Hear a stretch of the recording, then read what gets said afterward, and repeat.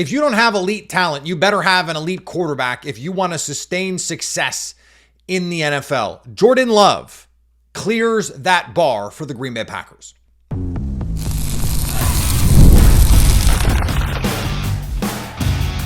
You are Locked On Packers, your daily Green Bay Packers podcast. Part of the Locked On Podcast Network, your team every day.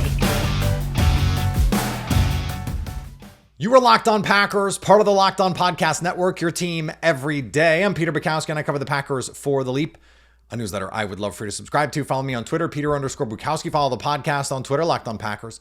Like us on Facebook, subscribe to the podcast, iTunes, Spotify, Google Podcasts, wherever you find podcasts.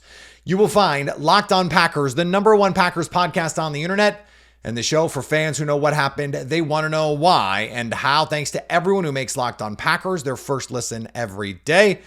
We hope you like spending your day with us as much as we like starting our day with you. There's this question. If you want to sustain success in the NFL, do you have the team to do it? And this was brought up recently on a podcast I was listening to. This premise of, okay, the Lions. This was specifically about the Lions. Can you sustain success with a quarterback who is below that elite tier of players? Like Jared Goff is one of the 10 or 12 best quarterbacks in the league. But I think it's pretty clear at this point, he is someone who is going to meet the talent of your roster. He is not going to elevate the talent on your roster. That is reserved for, frankly, I think there are 3 guys for whom that is true: Patrick Mahomes, Josh Allen, and Lamar Jackson. That's the list that can truly elevate a roster. So how do you sustain success in the NFL? And this is a question for the Eagles too. If their plan is to just always have the most elite roster in the NFL, I applaud that plan. It's just really freaking hard to do. Now, in 2017, they probably did. 2022, they probably did. And in 2024, they probably did. So maybe Howie Roseman can be an outlier in that way. But when I heard that conversation around Jared Goff, I started to wonder about Jordan Love. And is Jordan Love good enough to be that guy to keep the Packers in the hunt for a sustained period of time? Because if you look back at the history of the league, there just aren't that many examples, especially in the last, since the new CBA, so since 2011. How many examples are there of teams who have consistently competed, and I mean been in the mix to contend for the conference, not just the Pittsburgh Steelers were making the playoffs kind of stuff? Basically, all of them had either Aaron Rodgers or Peyton Manning or Tom Brady or Drew Brees or Josh Allen or Lamar Jackson. Like, that has been the group of players. That is the pool you are playing in. Otherwise, you are likely going to have a 3-year window where your team has a chance to be good enough while those guys are on rookie contracts. Like the 49ers found this out the hard way. Once you're paying Nick Bosa and Brandon Ayuk and Christian McCaffrey's legs start to go and like Trent Williams gets old, all of a sudden the bottom can fall out of your team. Or even if the bottom doesn't fall out per se, you lose enough talent that you're just not in the same level anymore. You're not in the same tier of contenders. Now, the 49ers went from Jimmy Garoppolo to Brock Purdy with the same core of players. They did turn the roster over a little bit. That is one of the rare cases where it has worked. Do the Packers have a roster as good as like the 2019? Now, I have to say, before I get to that, the 2019 49ers made me realize part of the conversation was a team that is driven by its offense. Because we've seen teams like the Ravens with Joe Flacco or the Giants with Eli Manning. And I think the Eagles apply here. The 49ers apply here, where you're driven really by your defense. And then your offense just has to play well enough in some key spots to win in the playoffs. So how many teams there are there? Okay, 23. The 49ers were elite offensively. 2024, they weren't. They fell down. The defense fell down. And now all of a sudden they're looking at a season where it's like, we don't really know what we're going to be. 2024, universally, it seems, perceived when it comes to Jordan Love as a season in which he was inconsistent. So there's this site and an account called Clevta, Clevta. It's an analytics platform. And they went back and they compared EPA rank. So you know I love this. But they factored in opposing defenses. So it's not quite DVOA. It's not quite DYAR. What they did was they looked at it and they said, okay, how much value did you generate relative to what other teams did against those defenses? Right? So how often did you beat the average quarterback relative to the defenses you faced? The Packers faced one of the hardest defensive schedules in the league last year. Part of that is they played the Vikings twice, top 3 defense. They played the Texans. They played the Lions, top 5, top 10 defense twice. So that's going to boost your numbers. They played the Eagles, who ended up with the number 1 defense. They played that team twice. There are 2 players who were better than 50th percentile more often last year than Jordan Love: Lamar Jackson and Josh Allen. The MVP and the MVP runner-up in one of the most hotly contested MVP races in recent memory. Jordan Love was the only player, the only quarterback in the NFL with a minimum number of snaps. There are 40 quarterbacks here. The only one who did not have a bottom 30th percentile performance relative to the defense. He was one of the most consistently good quarterbacks in the NFL. And that means avoiding bad games. Ben Hogan, I believe this is Ben Hogan. I'm sorry if this quotation in terms of the attribution is apocryphal, but there is this famous line in golf that it's not how good your good shots are in a given round, it's how good your bad shots are. And I believe the story is Ben Hogan saying that in the best round he ever played, he only hit a handful of perfect shots. It's just that he didn't hit any bad shots. If you don't have any bad games, that's really good consistency. 75% of Jordan Love's games last year were above average relative to the defense. So compared to the rest of the NFL, 75%, 3/4. And he was a top 70th percentile performer in 56% of his games. The only quarterbacks with more: Lamar Jackson, Josh Allen, and Jared Goff. Interesting on the Jared Goff front, but Jared Goff had more bad games. The Lions won a game where Jared Goff threw 14 interceptions. The Packers would probably not win if Jordan Love did that. I bring this up because that level of consistency is what you need. Because it means you have to win a bunch of games in the regular season. If you want to constantly be a real contender, you have to win a bunch of games in the regular season, and then you need a quarterback good enough that they can play well enough in a postseason to win you a Super Bowl. Now, this whole idea was on teams that are primarily driven by their offenses. The Packers may well have a defense good enough to not have to worry about this. The problem is on relying on your defense consistently is that there is variance there. I think Jordan Love is good enough, is consistently good enough, and these stats back it up, to make this team a contender basically every year. And it is at least partially driven by Jordan Love. Now, the defense, what can they do? I think they can be even better this year. The offensive line is going to play a big role here. This was ask and you shall receive in terms of answers around Jordan Morgan. Let's talk about that next on Locked On Packers. Time to fuel up and turn it up with 5-Hour Energy Transfusion. It brings the bold grape, ginger, and lime flavors of your favorite golf drink, minus the alcohol, into a quick, energizing shot. Whether you're sinking birdies or just making memories with friends, this one's a hole-in-one for your energy game. Let's be honest, some days on the course or off it, you just need an extra boost to stay sharp, stay energized. A little swing juice. Not normally what we're talking about here, but hey, look, why not? I love to go out and play early in the morning. That means I'm going to need some energy. That late, I have a coffee before I go out, but then that back nine, I'm starting to drag a little bit. I need that boost. You go to 5hourenergy.com today. That is the number 5hourenergy.com.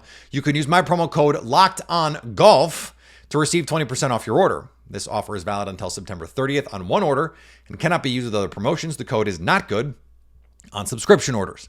Whether you're meeting up with friends or trying to turn 18 holes into 36, get the energizing boost you need to power through. Order transfusion-flavored 5-Hour Energy shots today.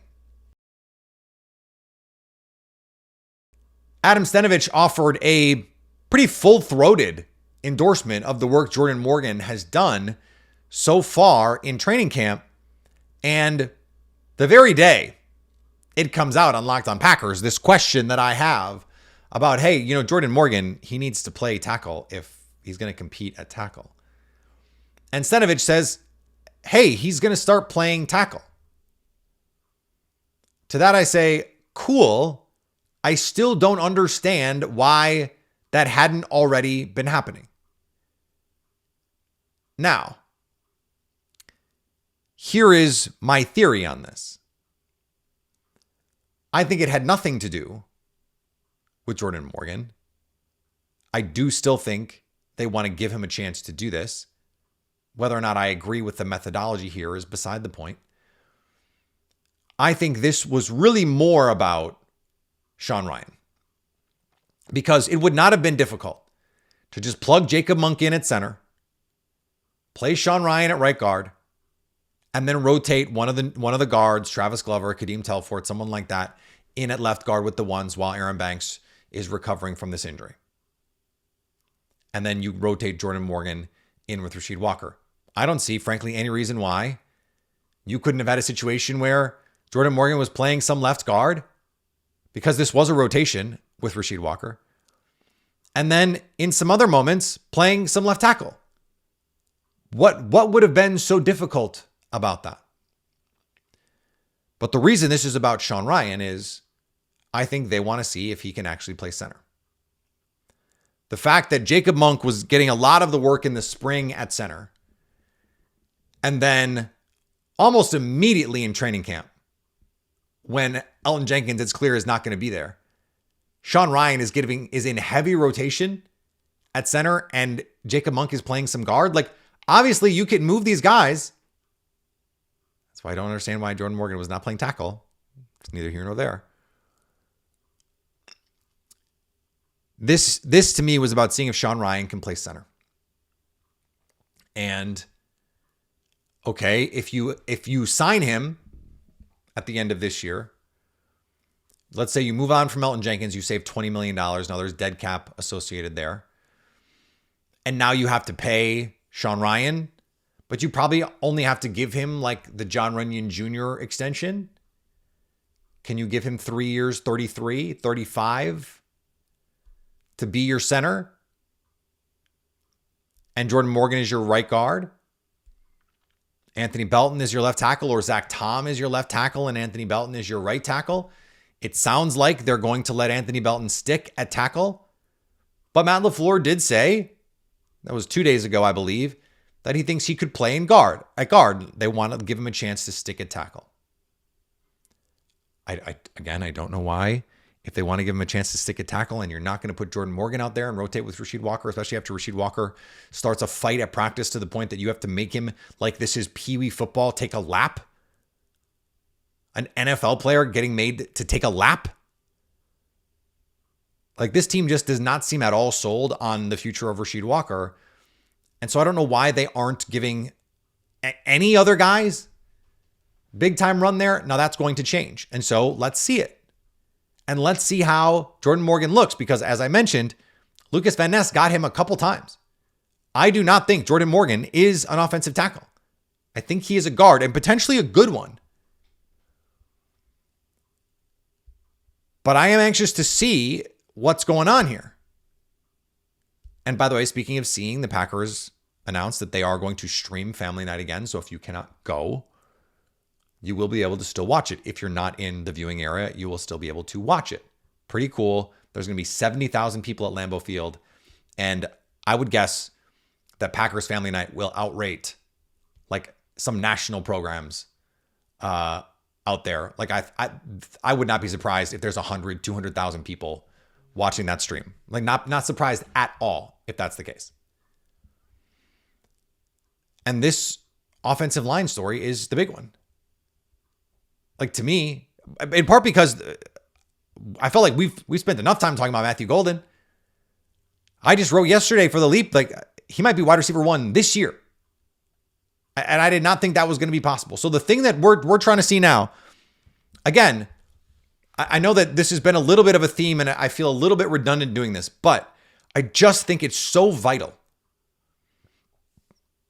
The two players on whom non-Jordan Love division this season, I think, really hinges, especially in the trenches, in terms of elevating what was last year. Jordan Morgan, Lucas Van Ness. If those guys come in, whether it's at left tackle or right guard, and are an improvement on what they had last year, and Lucas Van Ness comes in and is an improvement on what they had last year between Preston Smith, Kingsley Enagbare, and then, of course, Van Ness. Brenton Cox, it seems like, has taken a step forward as well. This team, like healthy Jordan Love, you added Matthew Golden, the step from Tucker Kraft that I think is coming. This team is going to be one of the best, if not, frankly, the best team in the NFC. I'm telling you that right now. And if they can get that worked out and they find the right place for Jordan Morgan, that can be a force multiplier on this football team. That's why I wanted to spend so much time on it. It's why I'm so focused on it. It is vital to this team that they find the right place for Jordan Morgan. Forget the positional value stuff. Like, it's over. They made the pick. It doesn't matter anymore.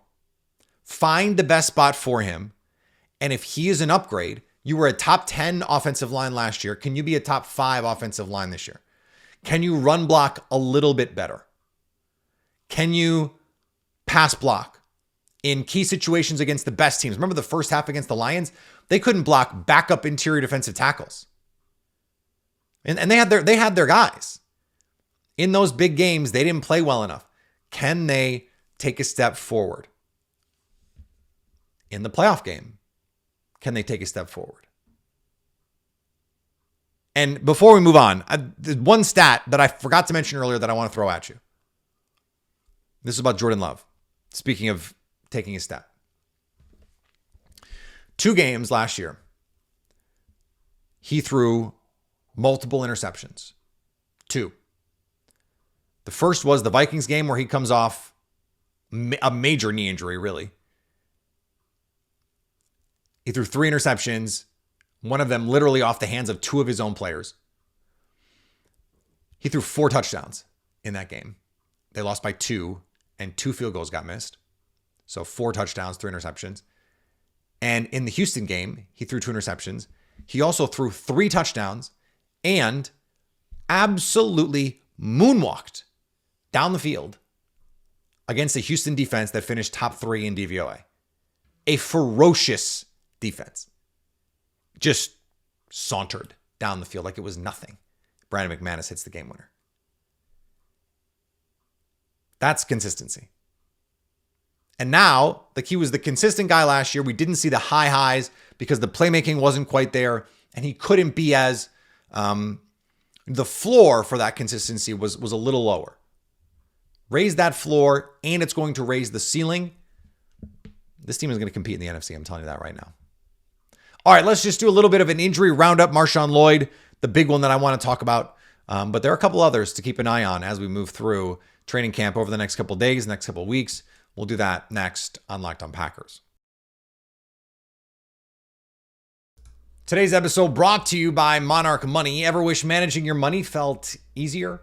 With Monarch Money, it can. Whether you're growing your savings or planning a big purchase, Monarch puts you in the driver's seat. It's like having your own personal CFO, giving you full visibility and control over your finances. Monarch Money is more than a budgeting app. It's a complete financial command center. You can track all your accounts, investments, and spending in one place. So in addition to managing your money, you're also building wealth. You can spot trends. Oh, hey, I'm spending a lot of money on this. Oh, I'm trying to save for this thing and I'm not getting anywhere. Well, now Monarch Money can help you reach those goals, setting aside money, dedicating time and space to those goals. Monarch Money can get you there. Take control of your finances with Monarch Money. Use code LOCKEDONNFL at monarchmoney.com for 50% off your first year. That's monarchmoney.com, code LOCKEDONNFL for half off your first year.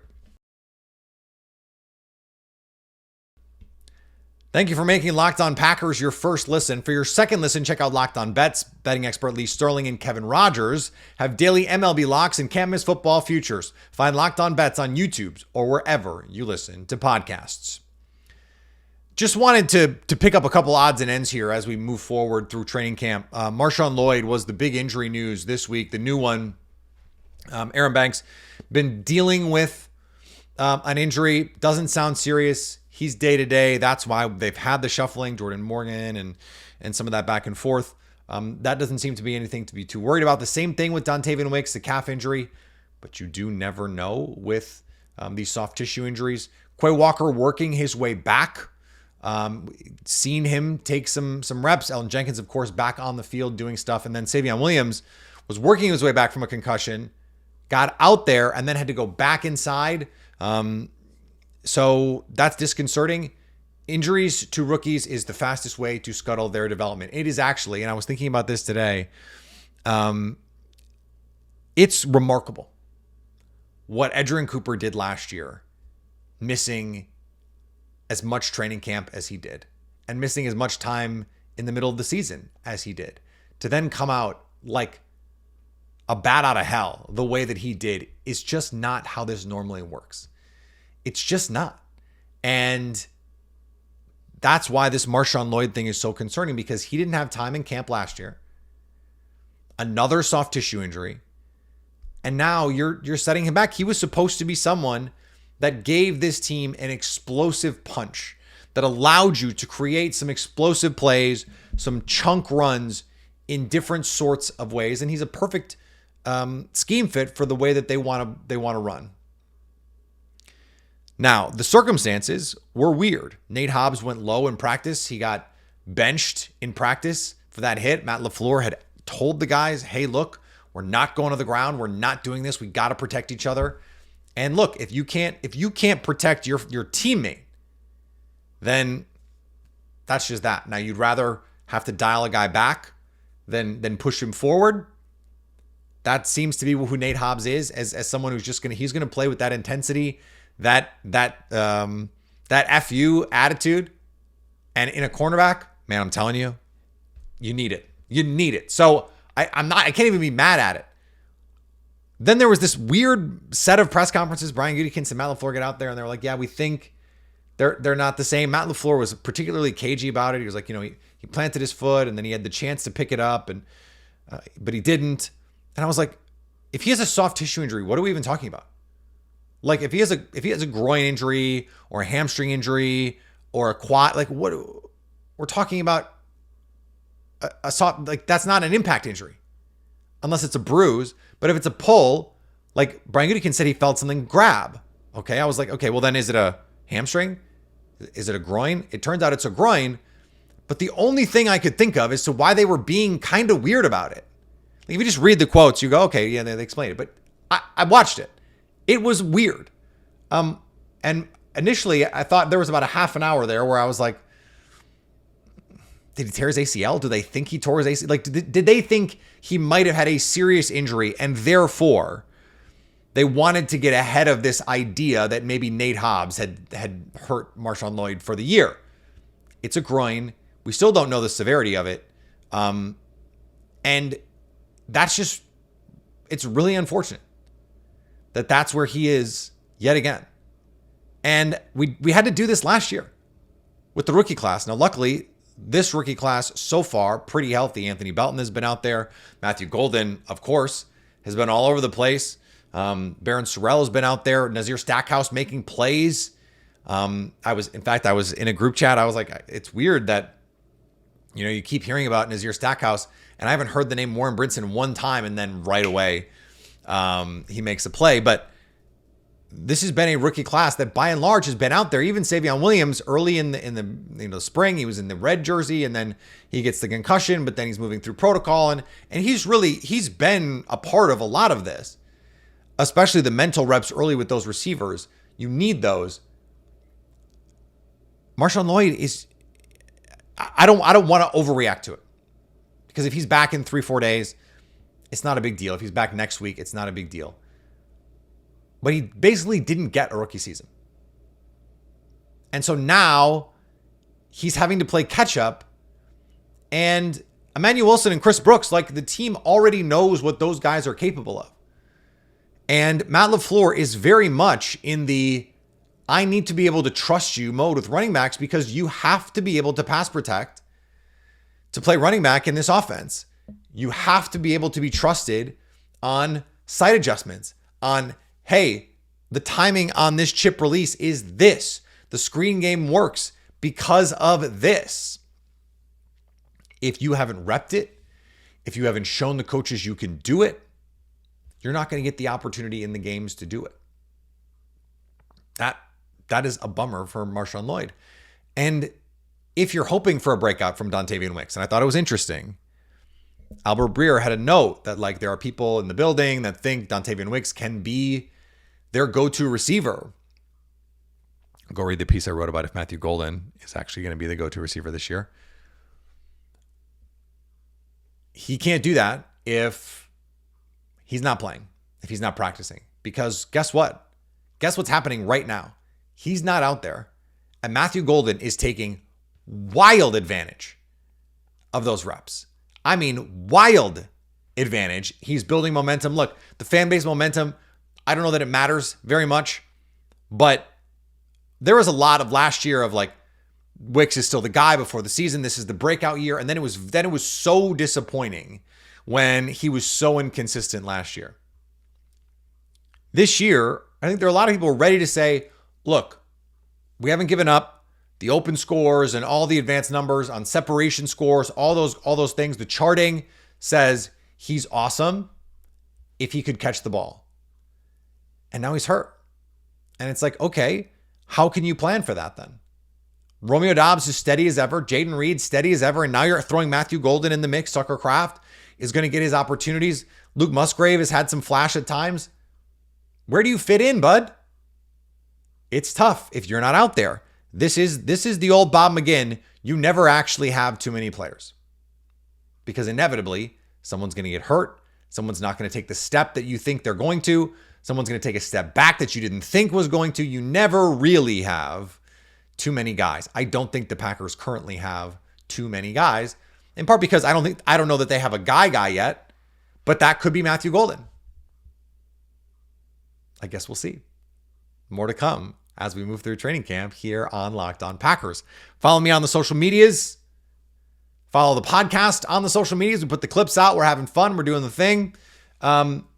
Subscribe to the podcast, please. Wherever you find podcasts, leave a rating, leave a review if you haven't done that. I know it seems like it's inconsequential. It's not. It's meaningful to us. It helps people find us. And so why wouldn't you want that? Go subscribe over on our YouTube page. You can watch us. Why wouldn't you want that? Go do it so you can stay locked on Packers.